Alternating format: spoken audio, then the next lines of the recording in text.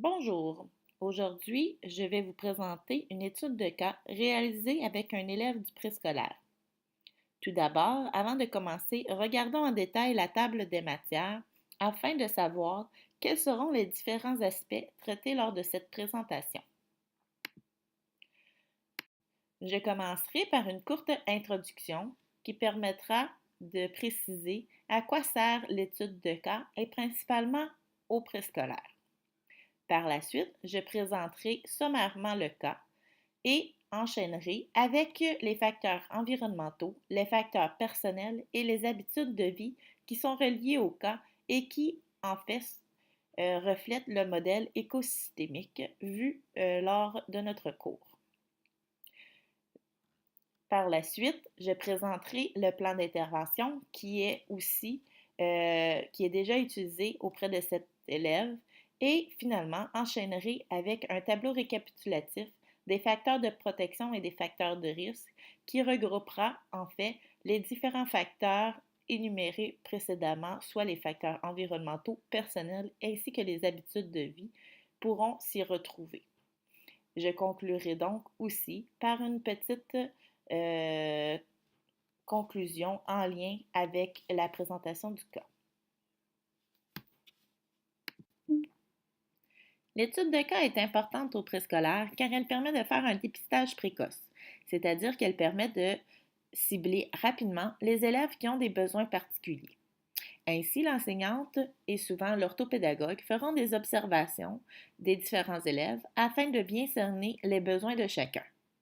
Par la suite, des moyens seront mis en place pour les aider tout au long de leur scolarité. C'est pourquoi des rencontres suivront avec les parents et souvent et la direction bien sûr pour faire un plan d'action et parfois même un plan d'intervention qui suivra les élèves ayant des besoins particuliers tout au long de leur cheminement et qui sera révisé régulièrement. Cela m'amène donc à présenter mon cas. Donc, l'élève que j'ai choisi est un élève du préscolaire, donc maternelle 5 ans. Il est âgé de 5 ans et puis il est de sexe masculin. Cet élève vient d'une famille immigrée au Canada il y a quelques années qui parle le français toutefois. Également, cet élève est issu d'un milieu défavorisé et vit avec ses deux parents et son grand frère qui est autiste. Regardons maintenant un peu plus en détail cette étude de cas. Commençons par les facteurs environnementaux qui se divisent en quatre. Il y a les facteurs physiques, les facteurs sociaux, personnels et communautaires. Jusqu'à présent, je n'ai que peu d'informations à vous fournir sur ces facteurs, mais je vais toutefois vous donner les informations recueillies jusqu'à présent. Au niveau des facteurs physiques, c'est-à-dire l'environnement dans lequel vit l'enfant, on pourrait parler ici d'un quartier qui est plutôt tranquille, tout comme celui de l'école. De plus, à l'école, il n'y a qu'un seul étage, ce qui, dans le fond, permet de tout trouver sur le même niveau. Cela fait en sorte que ce sont des facilitateurs pour l'enfant et donc des facteurs de protection. Au niveau des facteurs sociaux, cet élève, dans le fond, bénéficie de services par le CSSS. Dans le fond, il est suivi par une psychoéducatrice du CLSC. Et donc, cela fait en sorte que c'est encore une fois un facteur de protection pour cet élève. Toutefois, il y a aussi le fait que cet élève vit dans un environnement plutôt défavorisé, ce qui pourrait être considéré comme un facteur de risque. Au niveau des facteurs personnels, cet élève n'a pas de déficience ou d'incapacité connue jusqu'à maintenant. Donc, ici, on pourrait parler de facteurs de protection. De plus, l'enfant vit avec des parents qui sont en bonne santé. Donc, il n'y a pas de maladie connue des parents, ce qui fait en sorte, encore une fois, que c'est un facteur de protection. Toutefois, par contre, un facteur qui pourrait être à risque est le fait que le frère est autiste. Donc, l'enfant en question, l'élève considéré pour ce cas, pourrait avoir des difficultés à accepter ou à vivre avec la maladie de son frère. Au niveau des facteurs communautaires, cela rejoint un peu ce que je disais tantôt au niveau des facteurs sociaux, dans le fond. C'est que l'élève en question profite des services d'une psychoéducatrice du CLSC. Mais c'est ça. De plus, malheureusement, je n'ai pas d'informations à savoir s'il fait des loisirs organisés, s'il fait des sorties culturelles, s'il va à la bibliothèque, voir des spectacles ou autres. Je vais tenter dans les prochaines semaines d'aller chercher plus d'informations de ce côté. Maintenant, regardons les facteurs personnels. Il y a 3 types de facteurs personnels. Il y a les facteurs identitaires, les facteurs physiques et les aptitudes. Au niveau des facteurs identitaires, j'en ai nommé déjà plusieurs lors de la présentation sommaire du cas. Tout d'abord, il y a le fait que l'élève est âgé de 5 ans et que sa fête est au mois d'août. Donc, cela veut dire que c'est un bébé de classe, un des plus jeunes, car il n'aura pas son 6 ans au cours de l'année scolaire. Cela devient donc un facteur de risque pour cet élève. De plus, comme je disais, il est de sexe masculin. Encore une fois, c'est un facteur à risque. Par contre, il vient d'une famille d'immigrés qui et les parents parlent le français. Donc, cela devrait pouvoir devenir un facteur de protection. Toutefois, il faut faire attention car l'enseignante semble dire que les parents ne comprennent pas toujours toutes les conversations ou tous les messages envoyés. Donc, ça pourrait devenir un facteur de risque.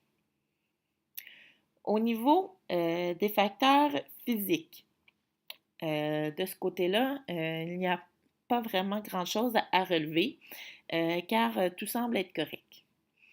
Pour ce qui est des aptitudes, donc il y a les aptitudes intellectuelles, les aptitudes langagières, les aptitudes au niveau du comportement, ainsi que les aptitudes de motricité. Donc, pour ce qui est des aptitudes intellectuelles, on pourrait considérer qu'ils sont relativement bonnes car dès le début de l'année, ils connaissaient déjà beaucoup de choses, comme par exemple ses couleurs, ses formes, les saisons, les jours de la semaine, les nombres jusqu'à 10 et les lettres de l'alphabet. Donc, au niveau des lettres, il en connaissait 24 lettres majuscules et 19 lettres minuscules. Maintenant, rendu au mois de février, il connaît les 26 lettres majuscules et 23 lettres minuscules. Donc, il y a eu une petite amélioration de ce côté.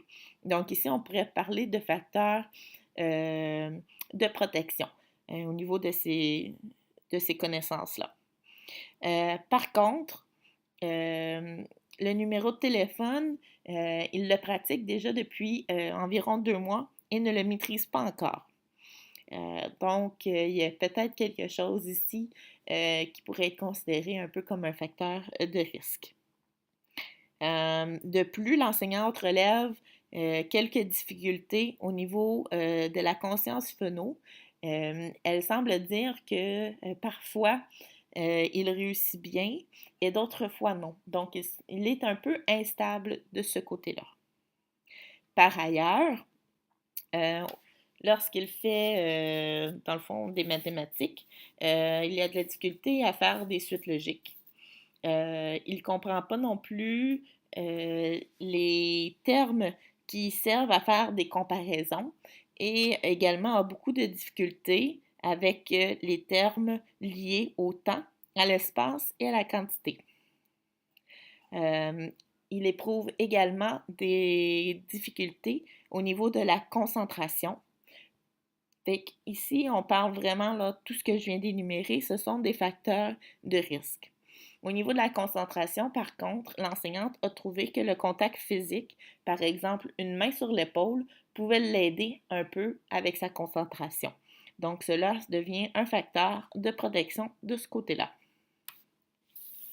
Pour ce qui est des aptitudes motrices, donc il y a bien sûr la motricité fine et aussi la motricité globale. Au niveau de la motricité fine, c'est assez difficile pour cet élève. Donc ici, on va parler beaucoup de facteurs de risque au niveau de la motricité fine.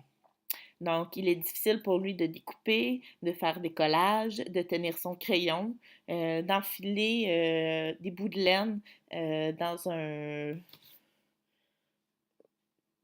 ou peu importe, d'enfiler des trucs.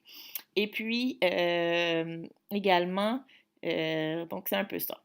Au niveau de la motricité globale, encore une fois, ça serait considéré comme un facteur des risques parce que il a un peu de difficulté, en fait, il éprouve des difficultés à lancer, à attraper, à sauter. Et puis, il a aussi de la difficulté à s'adapter à son environnement, donc s'adapter aux personnes, au matériel, à l'espace. Et bien sûr, cela fait aussi qu'il a un peu de difficulté à s'organiser dans le temps et dans l'espace. Donc, la gestion du temps, la gestion de son espace de travail, ces choses-là deviennent des obstacles, deviennent des facteurs de risque, dans le fond, pour lui. Au niveau des aptitudes, pardon, langagières, l'élève en question ne participe pas beaucoup en classe. Il ne fait pas ses routines le matin, donc principalement la routine du calendrier. Lorsqu'il la fait, il va la faire après tout le monde. Donc, quand tout le monde va avoir terminé, puis va s'être mis au travail, lui, il va décider de faire sa routine tout comme ça, puis de toute la dire à haute voix, sans égard, dans le fond, à est-ce que ça dérange les autres ou pas. Ensuite, lorsqu'on lui pose des questions, il ne répond pas. Il ne regarde pas également la personne qui lui parle. Il arrive aussi très fréquemment qu'il ne comprend pas les consignes données, ou les tâches à faire. Donc, cela, c'est tous des facteurs, dans le fond, de risque. Au niveau des tâches et des consignes, par contre, cet élève a développé une certaine habileté, dans le fond. Il va regarder souvent les autres pour savoir quoi faire. Donc ici, on pourrait parler peut-être d'un facteur de protection, car il regarde les autres pour arriver à faire ce qui est demandé. De plus, au niveau toujours du langage, il ne s'intéresse pas, à la lecture et à l'écriture. Il ne reconnaît pas les mots à l'écrit. Il a de la difficulté à raconter une histoire en ordre chronologique ou des événements en ordre chronologique. Au niveau des jeux, il fait des jeux en parallèle, aucun jeu symbolique. Et puis, c'est ce qui conclut pas mal au niveau du langage. Pour ce qui est du comportement, donc les aptitudes comportementales, ici encore, c'est vraiment des facteurs de risque. Donc, au niveau des comportements, dans le fond, il fait beaucoup d'opposition, donc facteur de risque. Il a de la difficulté à faire les routines, surtout qu'il revient de longs congés. Donc, il oublie ce qui est déjà acquis en quelque sorte. Il a souvent le regard fixe, il va regarder le plafond, regarder le tapis, bref, ne portera pas attention nécessairement à ce qui est dit ou à la personne qui lui parle. Il a aussi un comportement au niveau, quand ça ne fait pas son affaire, il va aller dans un coin où se trouve un classeur et il va le lécher. Il va aussi avoir tendance, excusez l'expression ou le mot, mettre de la morve dessus. Dans le fond, c'est ça. Donc, c'est un élève qui s'oppose, qui refuse de travailler. Au début de l'année, il faisait aussi beaucoup de crises. Il a fait aussi des fugues, mais les crises et les fugues sont pas mal maîtrisées jusqu'à maintenant. De plus, c'est un élève qui met son pouce dans sa bouche euh, et qui a des absences. Ce que je veux dire par là, dans le fond, c'est qu'il il s'absente, il n'est pas présent d'esprit, donc il est un peu dans la lune, si on pourrait dire. Également, l'enseignante dit que c'est un élève qui a plusieurs TOC, qui sont en fait des signes un peu reliés à l'autisme.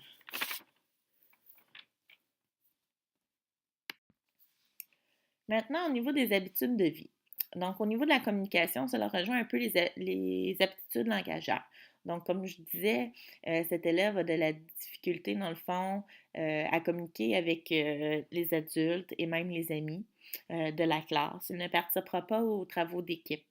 De plus, cet élève, comme je disais, ne connaît pas encore son numéro de téléphone malgré le fait qu'il pratique et cela peut lui nuire dans la situation de communication de la vie courante. De plus, il va aussi ignorer les gens, donc ceux qui lui parlent, tout comme les autres élèves lors des travaux d'équipe, par exemple. Au niveau de la nutrition, comme je disais aussi, c'est un élève qui est issu d'un milieu qui est défavorisé. Donc, ses lunchs ne sont peu attrayants. Donc, c'est beaucoup des hot dogs, c'est très souvent des hot dogs, pardon, avec des frites. Donc, c'est froid parce qu'il n'y a pas de service pour chauffer les repas à l'école. Et également, parfois aussi, là, des sandwichs à la mayonnaise. Donc, il semble rien avoir d'autre dans sa sandwich à part de la mayonnaise. Sur le point des soins personnels, donc cet enfant porte les mêmes vêtements pendant plusieurs jours. Par ailleurs aussi, il sent régulièrement le pipi.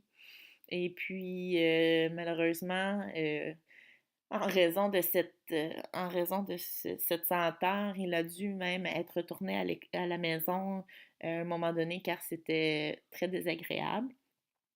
Euh, pour de plus, toujours un peu dans le fond au niveau des soins personnels, on pourrait parler aussi de l'habillement. Au niveau des vêtements d'hiver, au niveau de cet automne, l'élève en question n'avait pas de manteau, même un manteau de printemps. Il a eu un manteau seulement qu'à la fin novembre, début décembre. Et puis, les bottes d'hiver sont arrivées plus tardivement encore. Il les a eues fin janvier, début février. Donc, il a passé une bonne partie de l'hiver en souliers. Les parents semblaient pensaient en fait que c'était à l'école de fournir les vêtements d'hiver. D'où un peu le milieu défavorisé. Donc, ici, là, au niveau des habitudes de vie, jusqu'à présent, on parle beaucoup de facteurs de risque, dans le fond. Au niveau du transport, cet élève, dans le fond, il est transporté par les parents en voiture à l'école. Au début de l'année, il profitait du service de garde. Malheureusement, les parents n'ont pas acquitté les frais liés au service de garde et donc l'élève s'est fait retirer. Donc ici, c'est peut-être encore un certain facteur de risque. Par ailleurs, au niveau des responsabilités, l'élève est capable de s'habiller seul lorsqu'il doit sortir pour la récréation, ces choses-là. Il est capable de trouver ses vêtements. Par contre, au niveau de jouer son... Donc ça, c'est un facteur de protection, dans le fond, le fait qu'il soit quand même relativement autonome de ce côté-là. Par contre, au niveau de jouer son rôle d'élève dans la classe, cela est un peu plus compliqué étant donné qu'il refuse de travailler, s'oppose, etc. Donc, c'est un peu ça. Au niveau des relations interpersonnelles, maintenant, dans le fond, c'est relativement assez difficile pour cet élève. parce qu'ils ne communiquent pas. Dans le fond, déjà au niveau de la communication, comme c'est difficile, cela aide pas les relations interpersonnelles.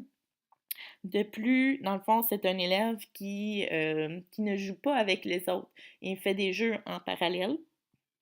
Et lors des récréations, euh, il ne joue pas non plus avec les amis. Il a plutôt une habitude qui est de tourner en rond en suivant toujours le même trajet tout le long, pardon, de la récréation.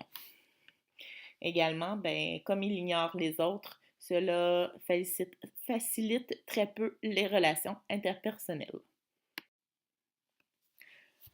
Maintenant, parlons un peu du plan d'intervention qui est déjà mis en place par l'école.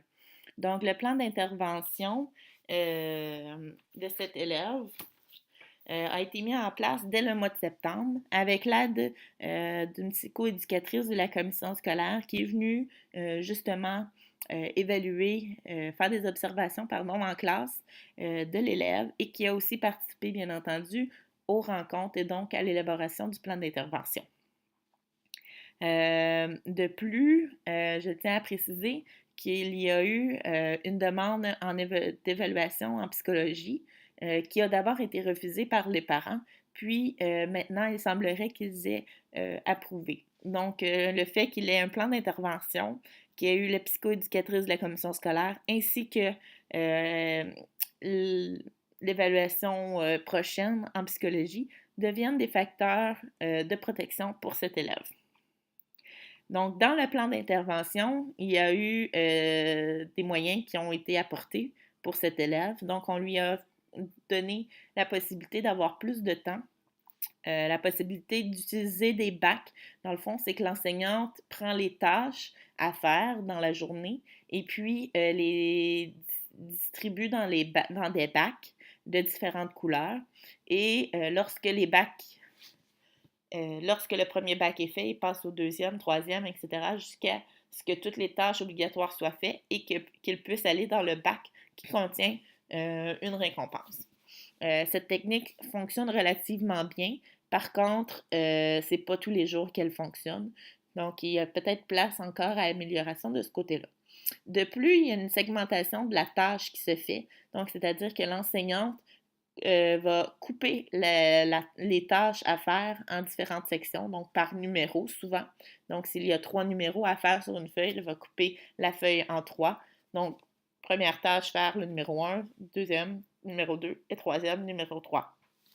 Donc, cela l'aide également énormément à se structurer dans sa tâche, dans l'exécution de ses tâches.